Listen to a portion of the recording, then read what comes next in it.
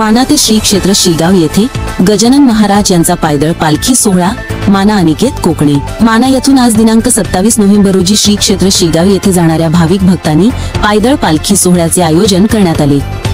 हकीकत अशी की दरवर्षीप्रमाणे याही वर्षी माना ते श्री क्षेत्र शेगाव येथे माना येथील विठ्ठल रुक्माई मंदिरापासून भाविक भक्त हे दर्शन घेऊन पालखी सोहळा हा दरवर्षी जातो।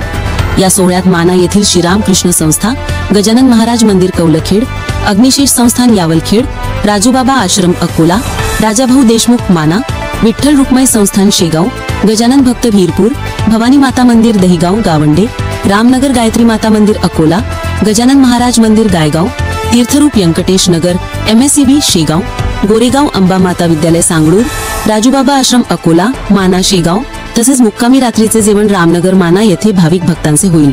या कार्यक्रमाचे आयोजक विठ्ठल रुक्माई संस्थान माना हे आहेत। अशाच प्रकारच्या बातम्यांसाठी UTV न्यूज चॅनलला लाईक, शेअर व सबस्क्राईब करा। अनिकेत कोकणे, माना अकोला।